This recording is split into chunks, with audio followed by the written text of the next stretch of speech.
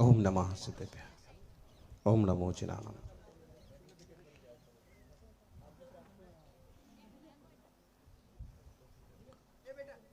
तुभ्यं नमस्त्रिभुवनार्तिहराय नाथ। तुभ्यं नमः क्षितितलामलभूषणाय। तुभ्यं नमः श्रीजगतः परमेश्वराय। तुभ्यं नमो जिह्वोदधिशोषणाय। तुभ्यं नमो जिह्वोदधिशोषणाय। जयकारा जोर से। सागर किनारे बैठे हैं। सागर को उदधि भी बोलते हैं और ऋषभ देव और उदधि मिलता है तो ऋषभोदधि तीर्थ बन जाता है। जय बोलिए ऋषभ देव भगवान की। वर्तमान जिन शासनायक वर्धमान महावीर भगवान की।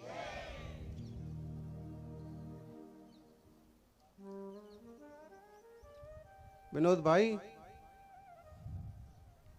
मातृशक्ति की लाइन में बैठ के आप भी घूंघट डालना सीख गए। धूप लग रही ना, तो इसका भी आनंद लो। ठीक है, कोई बात नहीं। अब इसीलिए भारतीय संस्कृति में पहनावा में धोती दुपट्टा होता था। दुपट्टा कभी गर्मी लगे तो ओढ़ लो, ठंड लगे तो आप सही वेशभूषा में बैठे हो, कर लो, सिर ढक लो, कोई बात। जयकारा जोर से लगाओ। लेकिन आचार्य श्री आदि सागर जी महाराज की, आचार्य महावीर कीर्ति महाराज की, आचार्य श्री विमल सागर जी महाराज की, जिनका आज 15वां समाधि दिवस है, जो तपस्या के हिमालय हैं, गंभीरता के सागर, ऐसे तपस्वी सम्राट गुरुदेव आचार्य श्री सन्मति सागर जी महाराज की, जिनकी कृपा हर भक्त पे बरसती। बोलिए परम पूज्य चतुर्थ पट्टाधीश मासनी शिरोमणि राष्ट्र गुरुमाचार्य भगवान श्री सुनील सागर जी गुरुदेव की।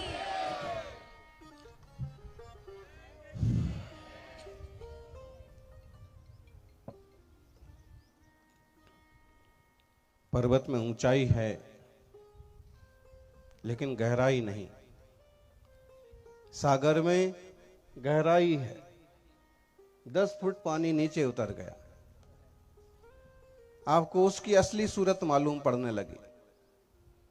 सागर में गहराई है लेकिन ऊंचाई नहीं।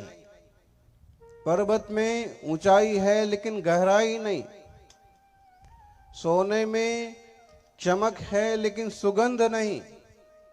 कस्तूरी में सुगंध है लेकिन चमक नहीं।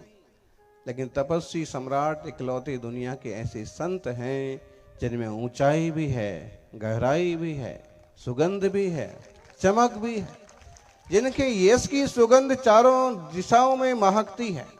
आज पूरे देश में लाखों लोग उनको मानने वाले हैं और पूरब से लेकर पश्चिम तक सम्मेद शिखर में भी आज उनका जन्म समाधि महोत्सव मनाया जा रहा है। तो आज पश्चिम में भावनगर के पास रतनदीप घोघा में समुद्र किनारे उनका जन्म देह समाधि कल्याणक मनाया जा रहा है। और दक्षिण में ऊदगांव के कुंजवन में बड़े स्तर पर जहां देश भर के लोग इकट्ठे हुए हैं, वहीं उत्तर में राजस्थान के अनेक नगरों में उनका समाधि महोत्सव मनाया जा रहा है। आज भी उनको मानने वाले, उनको पूजने वाले लाखों हैं, क्योंकि उनके जीवन में, उनकी साधना में जैसी गहराई थी वैसी ऊंचाई भी थी। दुनिया में ढेरों बाबे होते हैं और सिर्फ जनता को ठगने का काम करते हैं, लेकिन बिरले संत होते हैं जो सिर्फ बांटने का काम करते हैं, परोपकार करने का काम करते हैं।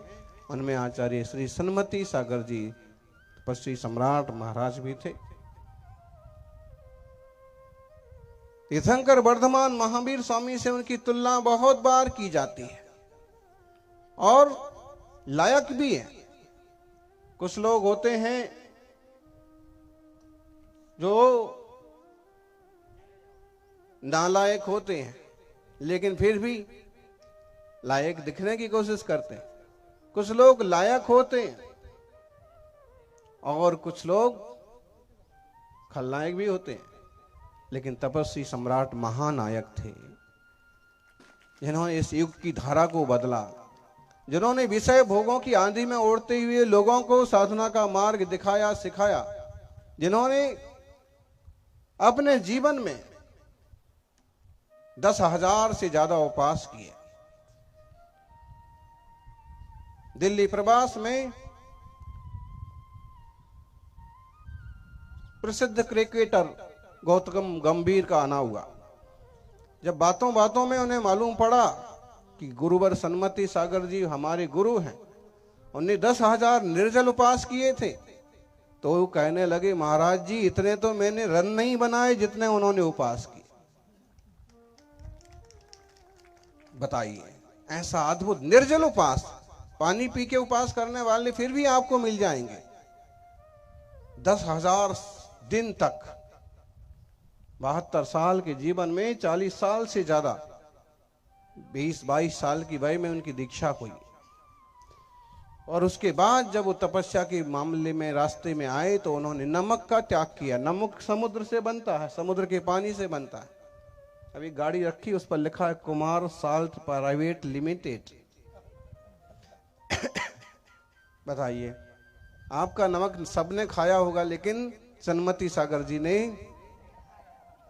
कभी नहीं खाया।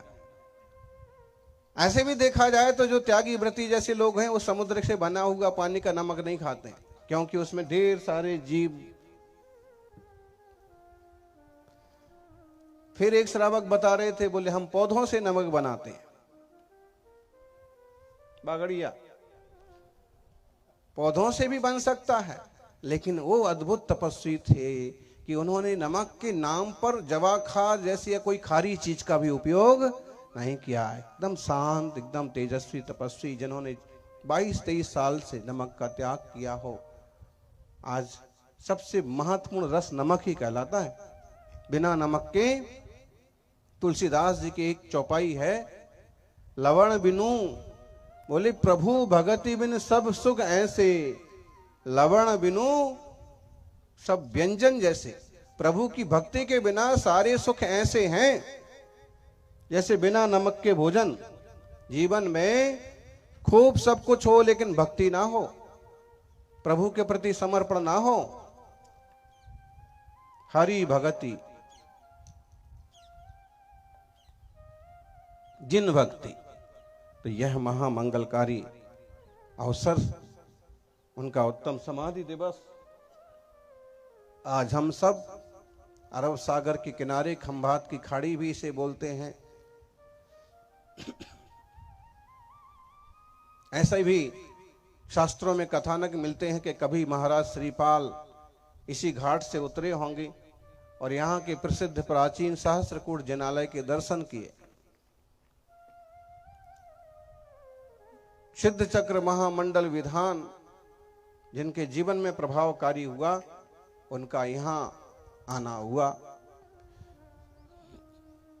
और आज इस भूमि पर सागर किनारे हम सभी उन तपस्वी सम्राट का समाधि दिवस मना रहे हैं। वडोदरा वाली छाए ढूंढ रहे हैं, क्या सेवा करेंगे, क्या विहार कराएंगे, हैं? तपना पड़ता है। जो गुरु के साथ तप सकता है वही उनके साथ चल सकता है। बहुत आराम तलब लोग कभी बिहार में शामिल नहीं हो पाते हैं। कैसे चलेंगे, गर्मी लगेगी, भोजन नहीं मिलेगा। अब साधुओं का तो सबका उपवास है, लेकिन आपके लिए तो यहां भी भोजन आ गए। और आप देखने जाएंगे तो आप जितने यहां बैठे हो उतने वहां भी मिल जाएंगे। सबका अपना अपना भाग्य है। कोई भोग में जीता है, कोई योग में जीता है। जो भोग में जीता है वो संसारी होता है, जो योग में जीता है वो सन्यासी होता है। जो भोग में ही जीता है वो नीचे जाता है, जो त्याग में जीता है वो ऊपर जाता है। राजावत जी, तपस्या करना पड़ती है, तपने से ही कोई तपस्वी सम्राट बन पाता है। आज वो सबके आइकॉन हैं। जो भी तपस्या और साधना करना चाहते वे उनके जीवन का चिंतन करते हैं, उनके चरित्र को जानते हैं। निश्चित रूप से ऐसे तप की ज्वाला, संयम की शान, मौन में गूंजा जिनवाणी का ज्ञान, देह छूटी पर दीप जले, वो तपस्वी सम्राट हो गए इस जगत में सबसे महान। न शब्दों का वैभव, न वैभव का मान, केवल आत्मा का कल्याण, केवल जगत का कल्याण। सन्मति सागर जी ने जीवन जी करके सिखाया कि कम सुविधाओं में भी इंसान रह सकता है खुशहाल। वो अन्न के त्यागी थे। अन्न उन्होंने अपनी दीक्षा के बाद कभी नहीं लिया। मतलब 40 साल तक उन्होंने अन्न मतलब गेहूं, चना, चावल, दाल वगैरह, अभक्ष्य तो कभी छुआ भी नहीं होगा। लेकिन जो इंसान के खाने जैसी चीजें हैं वो भी उन्होंने नहीं खाया। फिर क्या खाया? उबला हुआ केला, उबली हुई तोरई, लौकी, बस इस टाइप का उनका आहार हुआ था जब वो मुनि अवस्था, आचार्य अवस्था में रहे। बाद के 10 साल तो केवल छाछ और पानी, मट्ठा और पानी। और उनकी तपस्या में 1 दिन आहार करना और 4 दिन निर्जल उपास करना, ऐसे तपस्वी। जैन धर्म, ये वर्धमान महावीर स्वामी का शासन, जिसमें सब जीव मात्र की करुणा और दया पाली जाती है। आप देखते हैं सागर किनारे भले आते हैं साधु, लेकिन पानी में पांव नहीं रखते, क्योंकि पानी में जल राशि, जीव राशि संभव है, उसका घात संभव है। इसलिए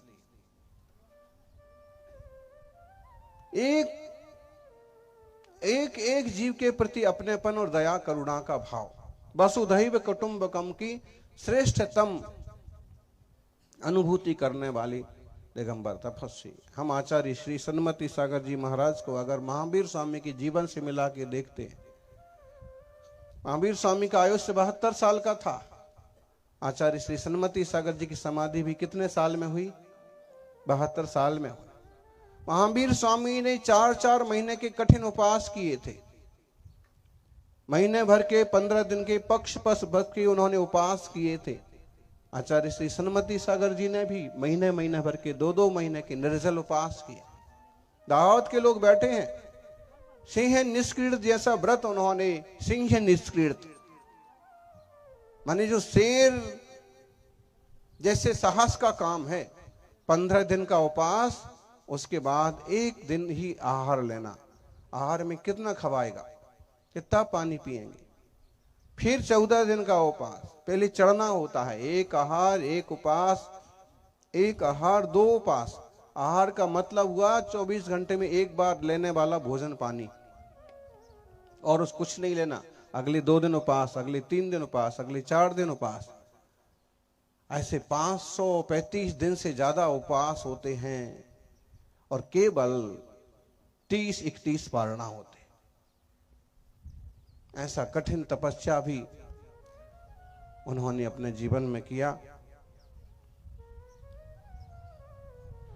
200 से ज्यादा साधुओं को, त्यागी वृत्तियों को, मुनि आर्यकाओं को उन्होंने संयम दिया, दीक्षा दी।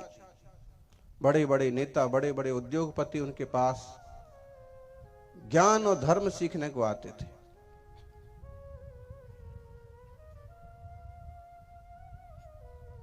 भोपाल में 2001 में प्रवास था। उस समय वहां के मुख्यमंत्री दिग्विजय सिंह आए और चरणों में बैठ गए और उन्होंने कहा, महाराज जी कोई आदेश। हम भी थे साथ में। कोई आदेश दो, आप मुझे कोई आज्ञा दो, मैं आपके लिए क्या करूं। उन्होंने क्या कहा, कुछ मांगा? उनकी बजाय कोई बाबा जी होते तो कहते 5 एकड़ जमीन दिला दो, 10 एकड़ जमीन दिला, कोई टेकरी दिला दो, ये सागर किनारे हमें जमीन दिला दो, यहीं हम चतुर्मास कर लेंगे। उन्होंने ऐसा कुछ नहीं कहा। कि भोपाल के आसपास के यहाँ के वहां, कुछ नहीं। उन्होंने सिर्फ एक बात कही, क्षत्रिय के बेटे हो, न्याय नीति से जनता की सेवा करना, ये आशीर्वाद और यही मुझे तुमसे मांगना है और देना है। मतलब अपने लिए कुछ नहीं, तुम जो भी हो, जहां भी हो, जैसे हो, अन्याय मत करना, बेईमानी मत करना और उस जनता की सेवा करना। उस जमाने में उमा भारती का भी बड़ा बोलबाला था। उमा भारती आई टीकमगढ़ में, महाराज जी आप कोई आदेश दो। महाराज जी के पास खबर आ गई थी कि पास में कोई गौशाला है और उसका प्रबंधन ठीक नहीं है। उन्होंने कहा कि जो धर्म के साथ साथ समाज की सेवा करो और जो गौशाला है उन गायों के संरक्षण के लिए, प्रबंधन के लिए उस पर ध्यान दो, मुझे तो कुछ नहीं चाहिए। उनके आशीर्वाद फलते थे और छोटे छोटे लोग भी बड़े बनते थे। निश्चित रूप से अगर हम उनके भौतिक जीवन की बात करें, 10,000 से ज्यादा उपास, घी दही तेल नमक शक्कर जैसी चीजों का त्याग। बताइए मिठाई के बिना कौन कितने साल रह सकता है? अभी आपने देखा लोग यहाँ आते ही चाय ढूंढ रहे थे, चाय किधर है, नाश्ता किधर है। लेकिन वो ओघड़ तपस्वी कि महीने भर भी एक बूंद पानी ना जाए तो भी वो तब त्याग ध्यान में तल्लीन रहते थे। और चमत्कार अतिशय अद्भुत, नरवाली खमेरा के लोग बैठे हैं, गांव भर के लोग मिलके आए और उन्होंने कहा कि आषाढ़ महीना तो निकल गया, अब क्या होगा? सावन भी बीता जा रहा, पानी नहीं बरस रहा। गांव के लोग आ गए, सब किसान लोग, ठाकुर लोग, धोबी नाई जो भी थे सब आ गए और उन्होंने प्रार्थना करी कि बाबा जी महाराज जी कुछ करो, आशीर्वाद दो। उन्होंने कहा कि ठीक है, आप लोगों की जो भावना है वो पूरी हो जाएगी। 2002 की बात है ना ये? हाँ, उसमें हम भी थे, आप लोग भी थे और ये बात हो रही थी, तब भी हम थे। पूरे गांव के लोग मिलके आए। तो हमने कहा इतना बड़ा अभी कोई प्रवचन तो हो नहीं रहा, ये सब काहे के लिए आए? तो गुरु जी से निवेदन करने के लिए आए। कई बार लोगों को गलतफहमी भर दी जाती है, लोग दिगंबर साधु के प्रति लोगों को भड़काते, इनकी तपस्या, इनका त्याग कई लोगों को सहन नहीं होता, उनकी दुकान नहीं चलती, तो फिर बोले साधु आएंगे तो पानी नहीं बरसेगा, ऐसा नहीं होगा। वहां के लोगों को किसी ने भरा होगा, लेकिन उनने वो कोई बात नहीं की। उनने तो अपनी विनय से ही बात करी कि महाराज जी पानी चाहिए, सब पौधे सूख रहे हैं खेत में। उन्होंने कहा आप लोगों की जो इच्छा है पूरी हो जाएगी। वो लोग वहां से निकले, घर भी नहीं पहुंचे होंगे, ये शाम के 4-5 बजे की बात है, वो घर भी नहीं पहुंचे होंगे और झमाझम बादल कहां से आए पंडित जी, और पानी बरसना जो चालू हुआ। 3 दिन तक पानी, जिस भवन में हम थे उस भवन में कुआं था, वो भी सूखा पड़ा था, उसमें भी पानी आ गया सामने ही। तो ये मतलब वचन सिद्धि भी, जीवों के प्रति दया करुणा का भाव भी। तो ऐसे महान तपस्वी गुरुवर आचार्य श्री सन्मति सागर, जिन्होंने उदगांव के कुंजवन में बहुत कठिन तपस्या की, उनके कारण से कुंजवन नंदन वन जैसा चमक रहा है। आज वहां अनंत वीर भगवान की विशाल प्रतिमा खड़ी है और आचार्य श्री सन्मति सागर जी की वरदायिनी छाया वहां पर है। ऊंची सुंदर सोने से चमकती हुई जैसी प्रतिमा खड़ी है। लोग जब से उनके चरणों में जाना सीख गए, तब से वो सीढ़ी वगैरह जाना भूल गए। कहीं मांगने से मिन्नत पूरी हो ना हो, लेकिन उनकी सेवा से, उनकी भक्ति से जरूर संसारियों को जो चाहिए सो मिलता है और सन्यासियों को चाहिए सो मिलता है। ऐसे गुरुवर आज 15 साल पूरे हो गए। कोल्हापुर चतुर्मास आखिरी चतुर्मास साबित हुआ। उस चतुर्मास में उन्होंने निरंतर 4 उपास 5 उपास जैसी कठिन तपस्या की। आहार के नाम पर केवल छाछ पानी, आपको केवल छाछ पानी लेने को लगाया जाए, कितने दिन जिंदा रहोगे? बोलो दिल्ली वालों, कहाँ गए? लो, अभी वो चमत्कार सुना रहे थे। जब श्रद्धा सच्ची होती है और शक्ति पक्की होती है तो काम होने में कोई देर भी नहीं लगती। बात तो हमसे भी कही थी कि महाराज जी उंगली काटने की बात आ रही, उंगली कटवा लें क्या? डॉक्टर बोलता अब भी कटाओ, अब भी कटाओ, उंगली काटेंगे। अब हम समझ में आया कि उंगली कटेगी, वो इन्फेक्शन आगे बढ़ेगा तो आगे पंजा भी कटेगा। हमने उनको सिर्फ इतना कहा कि एक बार दूसरे जगह जाओ, इसकी रिपोर्ट उसको मत बताओ और उसकी इसको मत बताओ, दूसरी जगह जाओ। उन्होंने भी कहा कि करना तो पड़ेगा, उंगली तो कटेगी।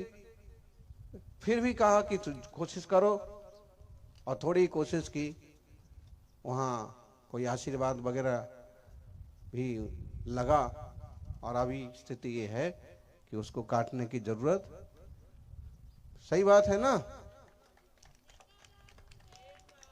ये तो आपने ही बताया तो हमको मालूम पड़ा, हमको थोड़ी मालूम था। लेकिन ये है कि हम सच्चे देव शास्त्र गुरु की आराधना करें, हमारे द्वारा किसी को कष्ट ना हो। पशु पंछियों को कष्ट देना, जल के जीवों को भी कष्ट देना, ये भी अच्छी बात नहीं। किसी को भी तकलीफ ना हो, प्रत्येक जीव सुखी हो, आनंदित हो, इस तरह का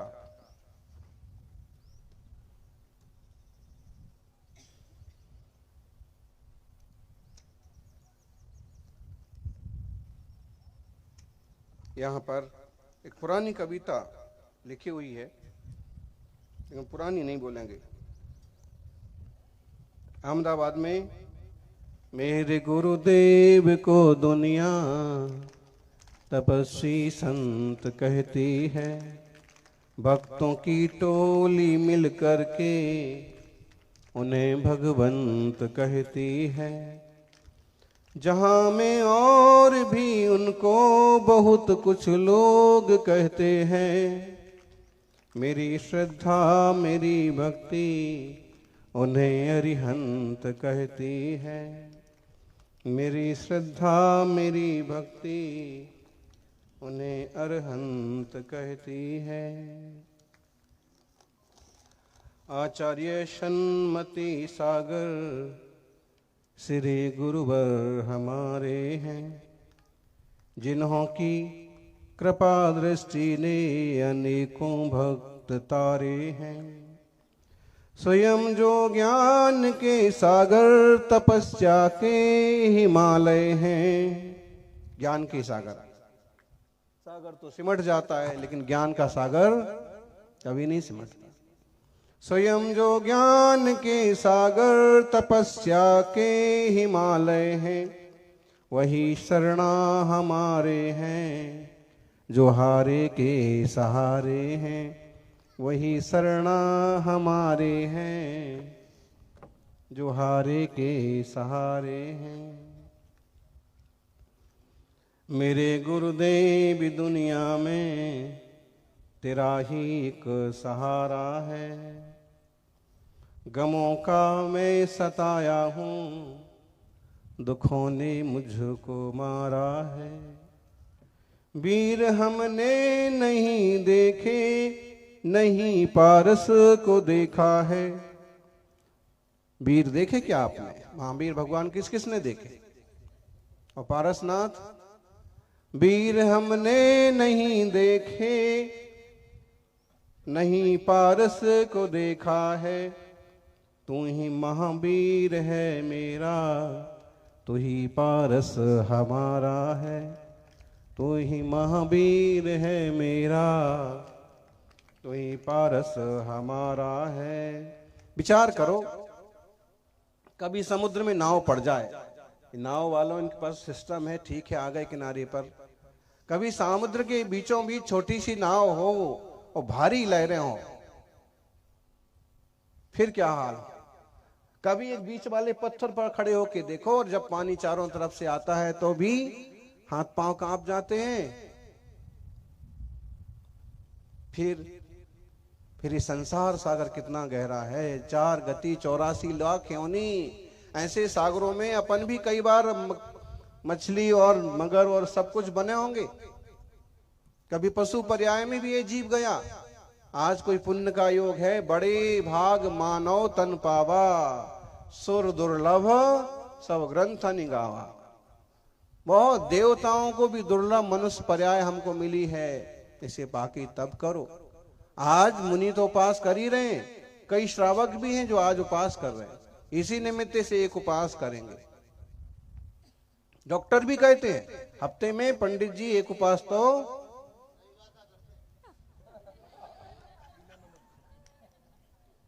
महीने में एक उपास तो कर ही लेना चाहिए।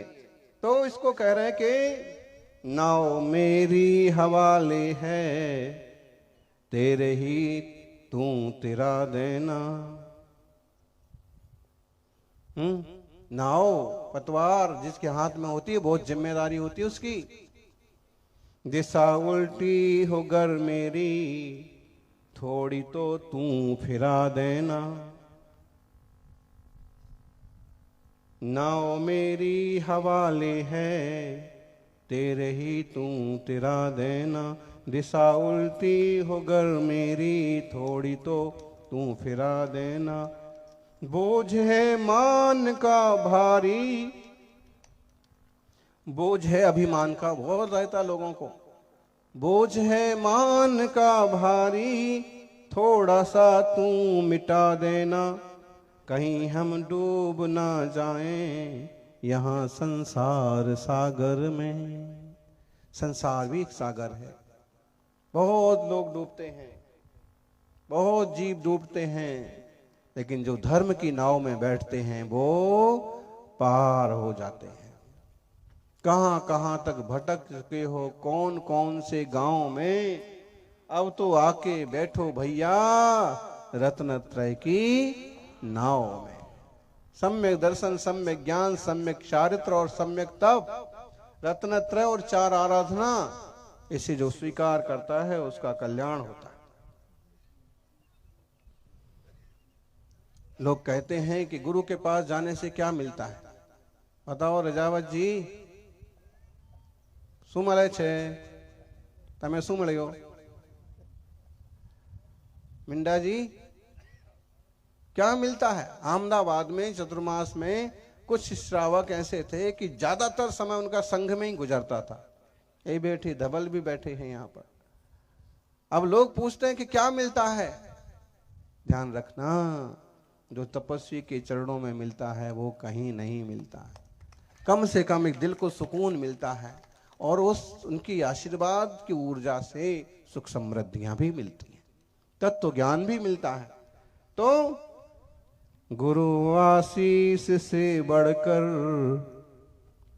ये सारी कविताएं ना पहले तो इस टाइप की लिखी थी, लेकिन एक दिन कुमार विश्वास आए तो फिर उस दिन के बाद मेरे को एक भी भूत लग गया।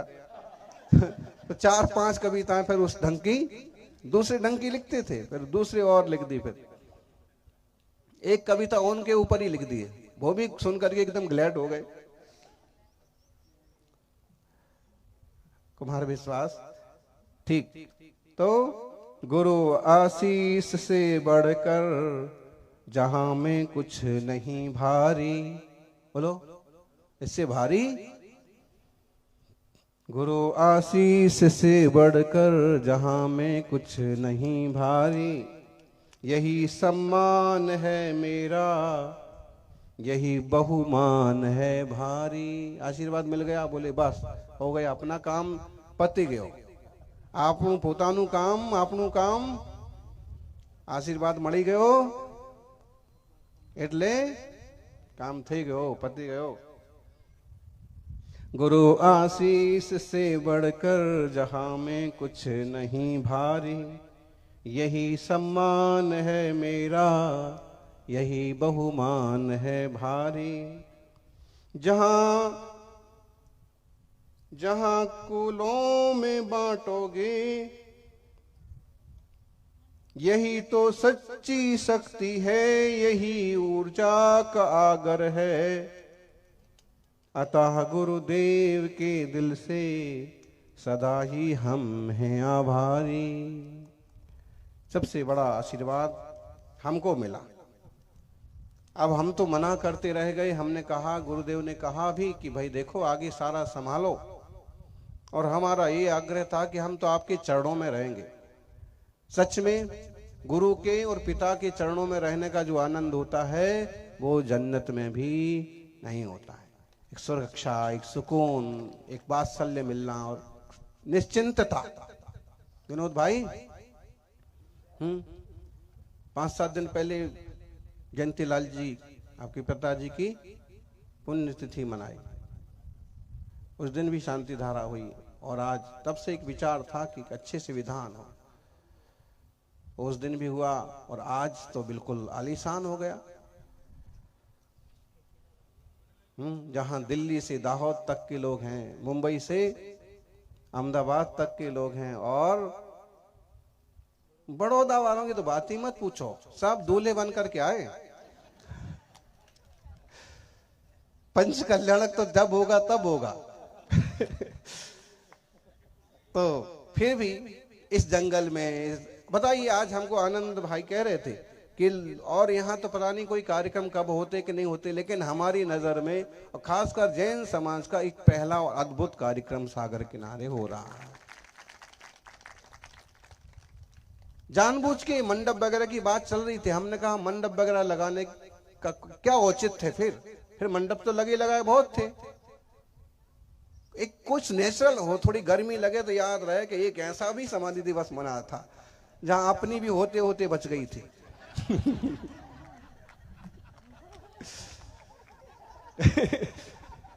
के गर्मी लगी और फिर उस पर भी उपवास और पानी भी पिया नहीं, और उस पर भी विधान करवा दिया, फिर उसमें नाचने भी लगा दिया। जो कुछ था वो सब खर्च हो गया। ध्यान रखिए, जो अपने आप को खर्च करता है जमाना उसी को सर्च करता है। अरे ये तो जो है बच्चा लेके आ गया।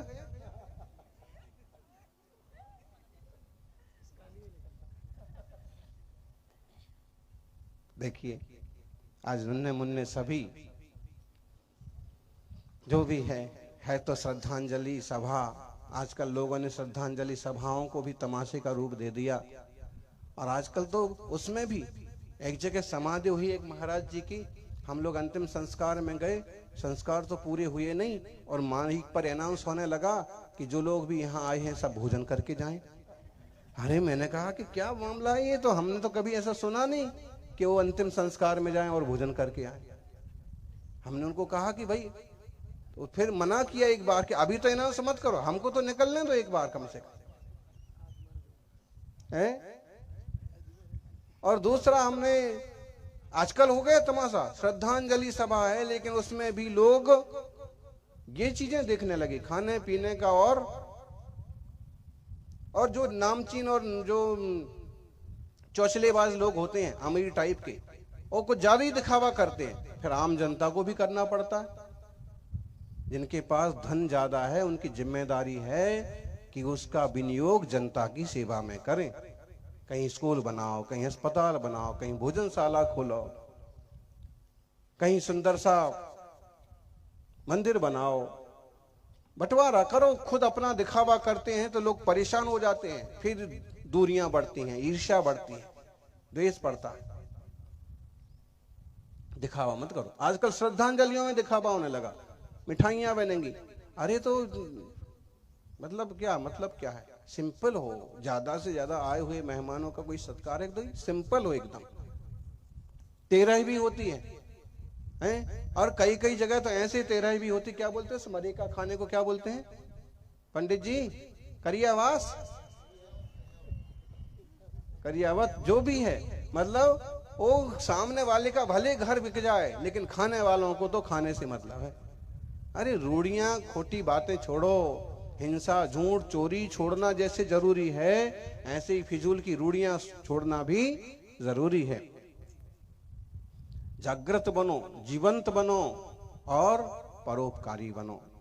आज के दिन हमको कहिए, अंदेशा तो बहुत पहले से था, गुरुवर ने एक दिन पंडित जी कह रहे थे कि महाराज जी आप लासुरनय में ही मान जाते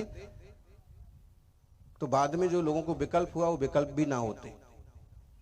लासुरनय 2006 चतुर्मास में आप थे तो बस कि आपको हम आचार्य हमारा जिम्मेदारी सौंपेंगे। हमने कहा नहीं।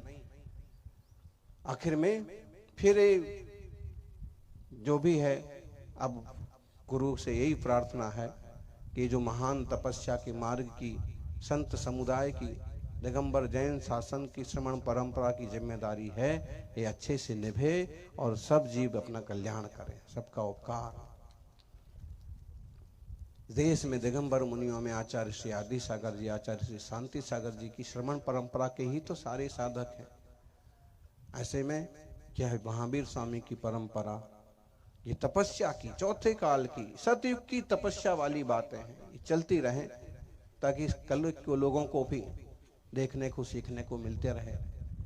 समाधि में अंतिम समय तो हमें उनके पास रहने का मौका नहीं मिला, लेकिन भरत मिंडा जी बैठे हैं और कुछ लोग और ऐसे सौभाग्यशाली हैं जिनको उनके चरणों में उस रात्रि में भी बैठने का सेवा करने का मौका मिला। हमारा तो मुंबई चतुर्मास के बाद बिहार चल रहा था और फिर इसी जब समाधि हुई 24 को तो फिर 26 को गुलालबाड़ी में एक बड़ा कार्यक्रम करके, बाकी सब आपको पता ही है क्या करें। मानव जीवन तप में, त्याग में, ध्यान में, ज्ञान में बीते और आप लोग भी अपने जीवन को पवित्र बनाएं। सन्मति पार्क बड़ोदरा और बड़ोदरा सकल जैन समाज के लोग उपस्थित हैं। गुरुवर की स्मृति में कहिए उनके नाम से एक बड़ा पार्क बनाया जहां अनेक जैनों के घर हैं, जिनालय बन गया है। अब उसका पंच कल्याणक प्रतिष्ठा महोत्सव होना है। कब होना है? ऐसे चुपचाप बैठे बिल्कुल होना ही नहीं है। देखो भाई, पहले तो आप लोग निश्चय कर लो कि सब लोग महावीर जयंती मिलकर के एक साथ करेंगे, पूरा बड़ोदरा। हाँ, तो बड़ोदरा, क्योंकि बड़ोदरा सच में ही बड़ोदरा है और उसमें भी कम से कम कुछ नहीं तो 10 से 12 ऐसी जगहें हैं जहां महावीर जयंती कभी अलग अलग भी मनाते हैं, लेकिन सब मिलके अगर एक साथ करें और वही तारीख इसमें पंच कल्याणक में भी बीच में आ जाए तो फिर पूरे समाज के लिए भी आनंद उत्साह की बात हो जाएगी।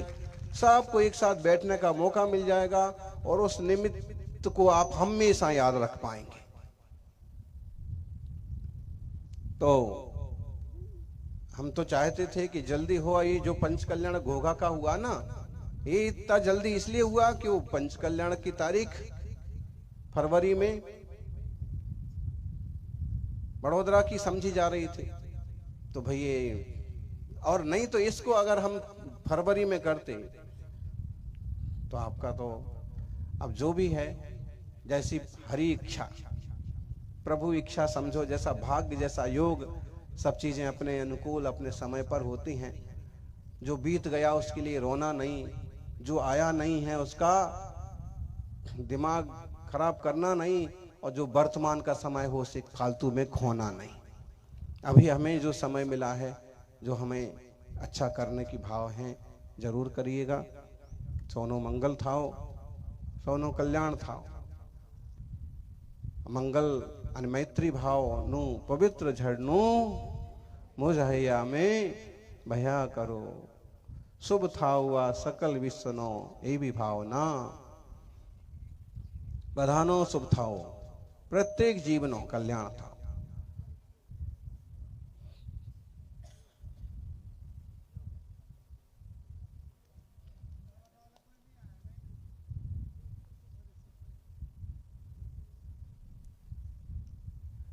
तपस्वी सम्राट गुरुवर की छत्र छाया सभी पर बनी रहे, यही मंगल भावना, उनका आशीर्वाद सब पर रहे। वो तो अभी देव पर्याय में विराजे होंगे, लेकिन यह मंगलमय जिन शासन प्रवर्धमान होते रहो, यही मंगल भावना। जय बोलिए 24 तीर्थंकर भगवान की। दोपहर को फिर से अपन बैठेंगे दोपहर को यहीं कि मंदिर जी में। महाराज जी क्या बात करते हैं, अभी गर्मी लग रही, अभी तो प्रवचन में जय बोलो बस। तो हम समझ रहे हैं कि आप दोपहर को यहाँ नहीं बैठ पाएंगे, इसलिए दोपहर को 2:30 बजे से अपन जिनालय में भगवान के चरणों में, भगवान के चरणों के पास बैठ करके और फिर धर्म की 4 बातें सीखें, गुरु महिमा को समझें और थोड़े थोड़े नियम व्रत लेकर के अपने जीवन को पवित्र करें। महावीर स्वामी ने किसी जीवन में केवल कौए के मांस का त्याग किया था, कौए का मांस, मछली का नहीं। वो पर्याय ऐसी थी, भील की पर्याय, और उसका उतना सा त्याग के बाद भले करोड़ों भाव लग गए, लेकिन बाद में वो तीर्थंकर महावीर बने। आत्मा शाश्वत है, आत्मा मरता नहीं है। आज किया गया पुण्य किसी भी जन्म में काम आता है, इसलिए कभी किसी को तुच्छ मत समझो। आज जो आपको गलत लग रहा है, हो सकता है वो सुधर करके वो भी आत्मा से परमात्मा बन जाए। कि बैर विरोध मत रखो, किसी को है हीन मत समझो। तो दोपहर को फिर विनयांजलि सभा होगी, शाम को 6 बजे फिर भक्ति संध्या होगी और सभी आनंद से उसमें सम्मिलित हों। जय बोलिए अहिंसामयी सनातन जैन धर्म की। बोलिए परम पूज्य चतुर्थ पट्टाधीश वात्सल्य शिरोमणि आचार्य भगवान श्री सुनील सागर जी गुरुदेव की।